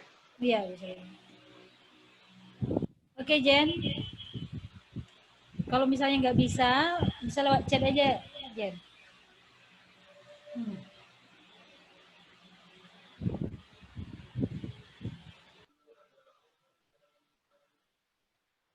Berarti Devina Senin libur, berarti Selasa sampai Minggu ininya kerja. Ya, Selasa sampai Minggu. Tapi kan sekarang belum ada ibadah, Bu. Jadi Selasa sampai Sabtu biasanya. Betul, betul. Iya. Kayaknya Jajan lagi bermasalah nih. Masih nggak bisa kayaknya. Oh ya ampun, dia kasihan. Sampai keluar lagi nih teman-teman. Oh, atau dia coba yang lain ini. Coba lagi. Iya, halo Jar. Oke, ayo. Nah. Silakan Jen, mumpung Kak Devinanya masih ada. Iya, Kak. Saya kan dari kecil kan udah broken home ya, Kak ya. Terus suatu hari itu pasti ada sisi positifnya kan. Tapi saya dari dulu tuh mikir kayak sisi positifnya apa tuh saya nggak tahu, Kak. Boleh bantu jawab, Kak?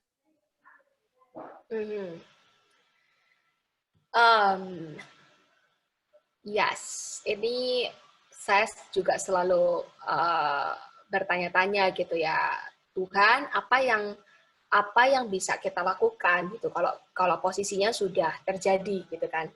Bukan kita yang memutuskan, tapi kita kena dampaknya.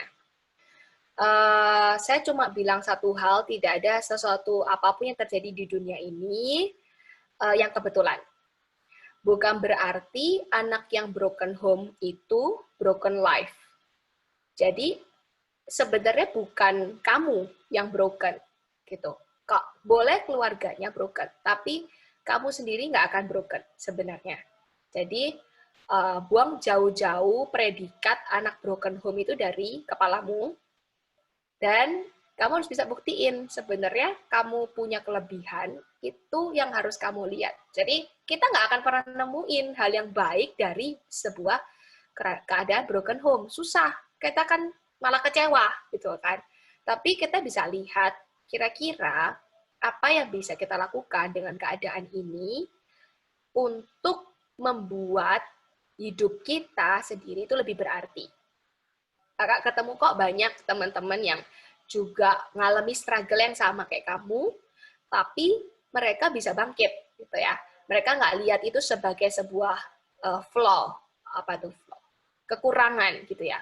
Tapi mereka bisa lihat itu dan jadikan bersinar. Nggak tunjukin sih, mereka nggak perlu tunjukin mereka anak yang dari keluarga seperti apa, nggak perlu tunjukin. Mereka cuma perlu mengembangkan talenta yang mereka punya, kelebihan yang mereka punya untuk bersinar sebagai seorang anak muda gitu. Jadi buat Jennifer, it's okay not to be okay, asik. Tidak apa-apa untuk menjadi not okay sometimes. You can cry, you can feel down, tapi habis itu ingat, bangkit lagi dan bilang, loh, sebenarnya yang broken ini bukan saya, gitu kan.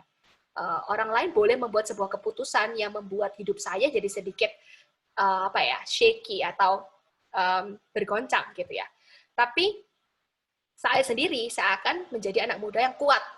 Saya akan buktikan bahwa dengan teladan yang saya punya, saya tetap bisa bersinar. Walaupun mungkin kasih sayang yang orang tua saya berikan tuh beda sama papa mama orang lain gitu kan. Nggak apa-apa gitu. Nggak harus semua di hidup kita sempurna kok. Untuk jadi orang yang bersinar, nggak harus semuanya sempurna di hidup kita, baru kita bisa bersinar. Gitu. Jadi Jennifer, keep going on, semangat. Kamu berharga sekalipun apapun yang ada terjadi di sekitarmu, kamu nggak bisa kontrol, tapi respon hatimu bisa kamu kontrol. Sekalipun keputusan mereka mengecewakanmu, kamu tetap bisa sayang sama mereka. Sekalipun keputusan mereka itu membuatmu down, kamu tetap bisa bangkit dan bersinar. Gitu. Bangkit dan menjadi teranglah. Gitu ya. Semangat Jennifer. Ya, thank you, Kak. Oke. Yap. Tidak ada lagi ya? Atau masih ada? Thank you. Oke. Thank you so much sudah diundang Bu Ya. Yati. Aduh, Ibu Thank yang you juga. berterima kasih. Teacher Windy juga. Thank you so much buat teman-teman semua yang hari ini udah join. Thank you, Kak. Oke. Oke, ya. Oh, Devina, thank you ya Devina ya. Korin juga sudah menyempatkan waktunya. Dan ya, Tuhan yang bisa membalas. Mudah-mudahan diberi kesehatan terus. Oke, sehingga bisa menginspirasi banyak orang lagi, terutama untuk generasi muda. Emang Ibu lebih konsen ke generasi penerus, gitu. Yes. Oke. Oke, kita foto kali ya. Oh boleh. Biar Ini enggak- Salwa kayaknya biar tidak sinyalnya. lupa. Oke, boleh. Ayo nyalakan videonya, Nak. Nah, oke. Ayo, Jovan nyalakan videonya, Nak. Karen juga. Oke. Nah, Rainer. Nah, oke. Oliver. Selin.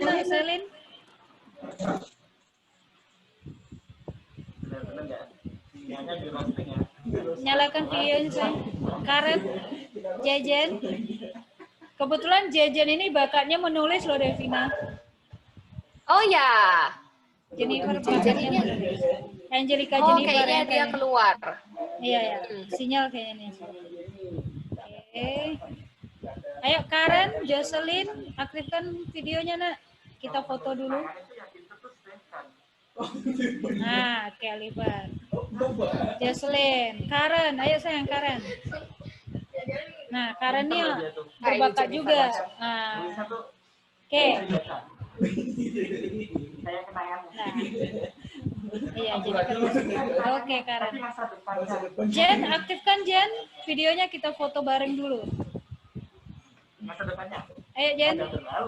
Nah, oke, Karen. Oke, saya foto ya. Oke. Bye everyone. Ups, Karen-nya. Kayaknya dia nggak bisa pakai Karen. video. Kayaknya atau mungkin dia nggak bisa pakai video. Iya. Oke. Oke, everyone smile. Oke, thank you. Oke, Sudah join Devina, thank you semuanya. Devina ya. Sehat terus ya. Ya, Mudah-mudahan thank you Bu Yati. ya, mudah-mudahan ada kesempatan ke Surabaya menikmati indahnya kota Surabaya. Nah, Iya. oke. Ya, kalau Sampai Devina jumpa. sama Korin ya, kalau Devina sama Korin ke Padang, jangan lupa hubungi aja Ibu ya. Siap. Nah, Oke. thank you. Terima Thank you, kasih Sarwani. banyak. Bye, Oke. Kak. Ya, bye-bye.